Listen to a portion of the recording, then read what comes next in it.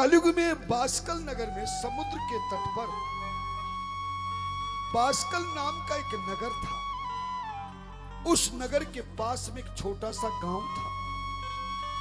उस गांव के जितने भी स्त्री पुरुष थे सब कुकर्मी थे, गलत काम करने वाले थे। शराब बनाते, शराब बेचते, चोरी करते, चोरी का माल बेचते थे। और स्त्रियां, सारी नारियां वैश्यावृत्ति करती थी। पूरे गांव के एक भी कोई पाप कर्म से बचा नहीं था। उसी बास्कल गांव में, नगर में एक बिंदुक और एक चंचला, पति और पत्नी दोनों रहते थे। धन्यरा कौन रहते थे?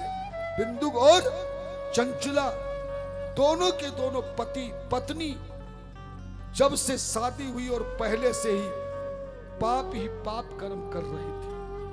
कुछ दिनों के बाद बिंदुक को सांप ने डस लिया और बिंदुक पापी की मृत्यु हो गई। सांप के डसने से बिंदुक को यमलोक ले गए, पूरा नरक भोग करके आखिर में वो विंध्याचल पर्वत में राक्षस बन के जीवन जी रहे। इधर चंचला विधवा होने के बाद और ज्यादा कुकर्म करने लगी, पाप ही पाप करके पूरी जिंदगी बिताई। लेकिन जब बुढ़ापा आया उस समय सब लोगों ने ठोकर मार करके चंचला को भगा दिया। अब गांव से भागकर दूसरे गांव में चंचला बुढ़ापे में, वृद्ध अवस्था में चंचला भीख मांग मांग करके अपना पेट पालन कर। एक दिन किसी गांव में मेला भर रहा था। उस मेले में कुछ लोग जा रहे थे। चंचला भी उन लोगों के साथ चली गई। लेकिन मेले में जैसे पहुंची, साथी लोगों का साथ भीड़ के कारण छूट गए। वो अपने लोगों को ढूंढते ढूंढते अचानक एक शिव मंदिर के पंडाल में पहुंच गई, जिस भवन में शिव महापुराण की कथा चल रही थी। कौन से भवन में पहुंच गई? जोर से बोलो। शिव महापुराण। उसने देखा कई दिनों से मुझे भोजन नहीं मिला, यहां मुझे प्रसाद मिलेगा, भोजन भी मिलेगा। अरे बैठ जा।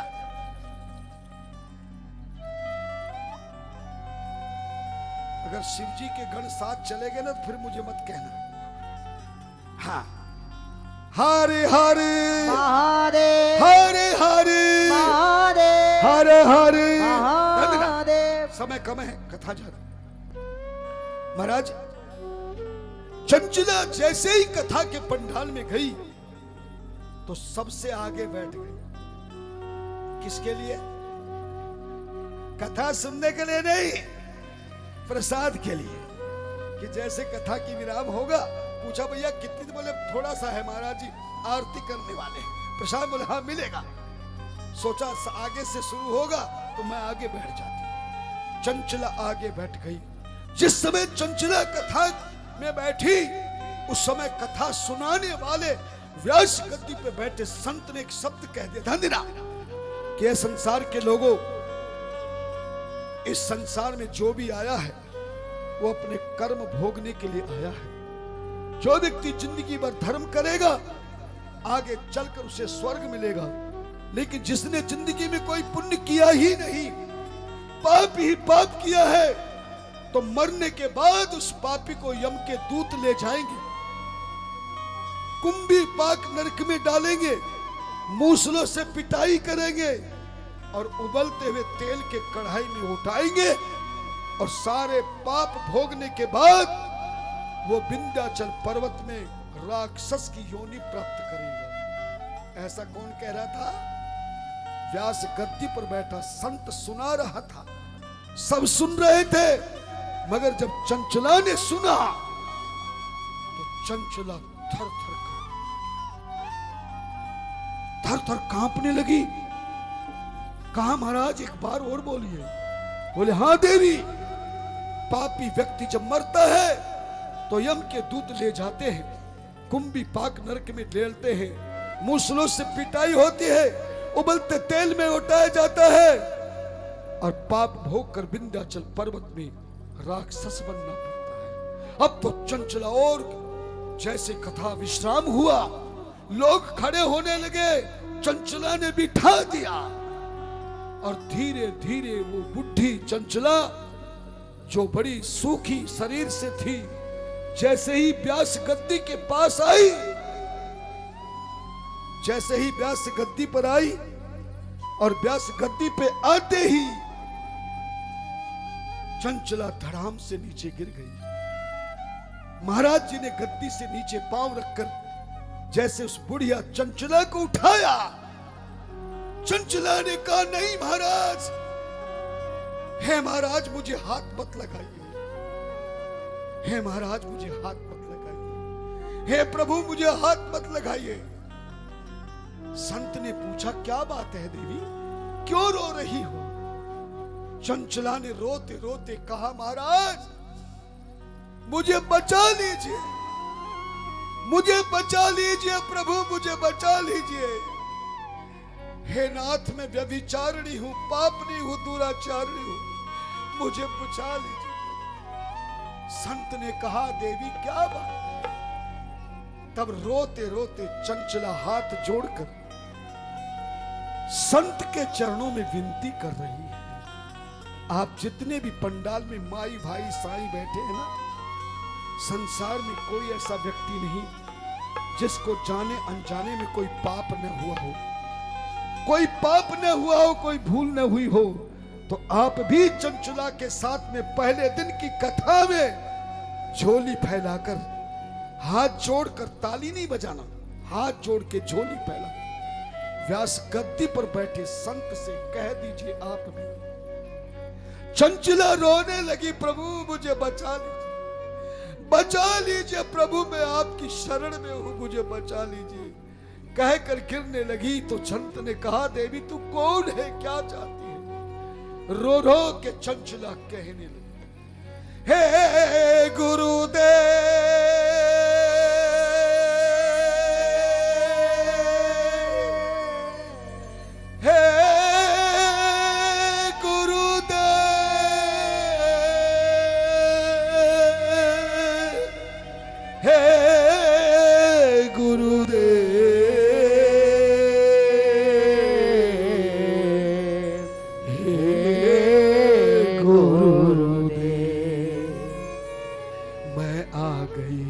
शरण तुम्हारी। ये कौन कह रहा है? चंचला। लेकिन तुम्हें क्या कहना है? हम आ गए शरण तुम्हारी, हम आ गए शरण तुम्हारी, उद्धार कीजिए, डूब रही है जीवन नैया, पार कीजिए प्रभु पार कीजिए, प्रभु पार कीजिए, प्रभु पार कीजिए। हम आ गए शरण तुम्हारी, हम आ गए शरण तुम्हारी, उद्धार कीजिए, डूब रही है जीवन नैया, पार कीजिए, प्रभु पार कीजिए, प्रभु पार कीजिए, प्रभु पार कीजिए।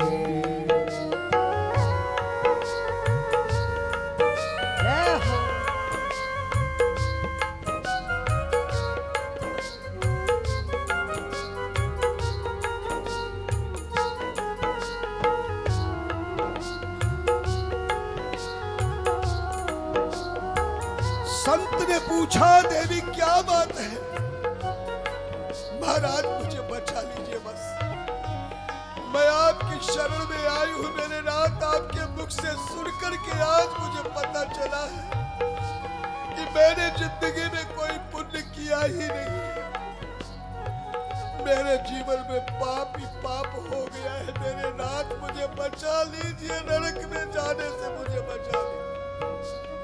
संत ने पूछा, देवी तूने बचपन में माँ बाप के या कुछ किया नहीं?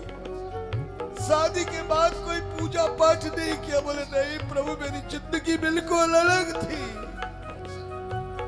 बालापन मैंने खेल गवायो, बालापन मैंने खेल गवायो, यौवन भी मस्ती में लुटायो, यौवन भी मस्ती में लुटायो।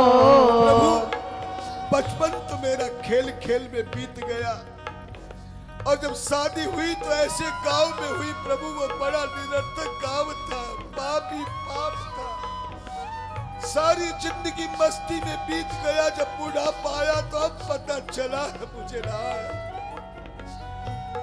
बालापनी मैंने खेल गवायो, बालापन मैंने खेल गवायो, यौवन भी मस्ती में लुटायो, यौवन ही मस्ती में लुटायो, यौवन भी मस्ती में लुटायो, यौवन भी मस्ती में लुटायो। संत की आंखों में भी आंसू आ गए। बोले देवी मैं तेरे लिए क्या कर सकता हूँ, बोल। रोते छंछलाने का मुझे कुछ नहीं चाहिए प्रभु, बस एक काम कर दीजिए। अब रह गया थोड़ा जीवन, अब रह गया थोड़ा जीवन, अब रह गया थोड़ा जीवन, अब रह गया थोड़ा जीवन। इसे पार कीजिए, डूब रही है जीवन नैया, पार कीजिए प्रभु पार कीजिए, प्रभु पार कीजिए, प्रभु पार कीजिए। हम आ गए शरण तुम्हारी, हम आ गए शरण तुम्हारी, उद्धार कीजिए। डूब रही है जीवन नैया, पार कीजिए प्रभु पार कीजिए।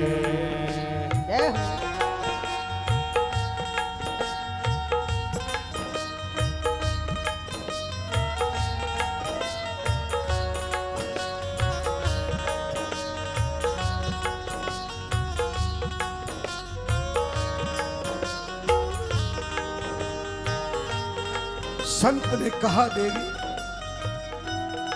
क्या तुझे पता नहीं था कि जो पाप तू कर रही है तुझे भोगना पड़ेगा।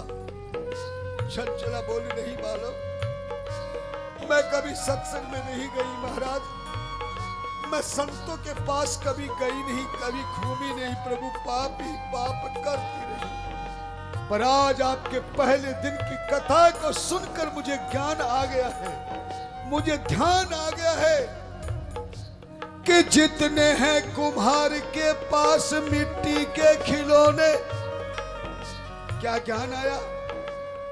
जितने हैं कुम्हार के पास मिट्टी के खिलौने, वो सब के सब हैं एक दिन टूटने वाले। जिनको हमने अपना समझ लिया वो सब निकलेंगे एक दिन ठग लूटने वाले। जिनके लिए मैंने पाप कमाया, जिनके लिए मैंने पाप कमाया, उनसे ही मैंने प्रभु धोखा है खाया, उनसे ही मैंने प्रभु धोखा है खाया। जिनके लिए मैंने पाप कमाया, जिनके लिए मैंने पाप कमाया, उनसे ही मैंने प्रभु धोखा है खाया, उनसे ही मैंने प्रभु धोखा है खाया। भक्त ने कहा, तो तू क्या चाहती है मुझसे बोल। चंचला के रोते रोते संत की आंखों में आंसू आ गए थे, क्योंकि संत का हृदय हमेशा मक्खन के समान, नवनीत के समान हो। क्या चाहती बोल, मैं तेरे लिए क्या कर सकता हूं। चंचला ने कहा, बस एक कृपा कर दीजिए। बोले क्या। जैसे भी मुक्ति हो, जैसे भी मुक्ति होवे, जैसे भी मुक्ति होवे, जैसे भी मुक्ति होवे, वह ज्ञान दीजिए। डूब रही है जीवन नैया पार कीजिए, प्रभु पार कीजिए। मैं आ गई शरण तुम्हारी, हम आ गई शरण तुम्हारी, उद्धार कीजिए। डूब रही है जीवन नैया पार कीजिए, प्रभु पार कीजिए, प्रभु पार कीजिए, प्रभु पार कीजिए। हरे हरे हरे हरे हरे हरे हरे हरे। पड़ी हुई चंचला को बिठाया। बोले चिंता मत कर देवी, पाप करना कोई बहुत बड़ी बात नहीं है। संसार में ऐसा कोई इंसान नहीं, कोई विद्वान नहीं, कोई किसान नहीं, कोई जवान नहीं, कोई भगवान भी जब संसार में आता है तो उससे भी अपराध होता है।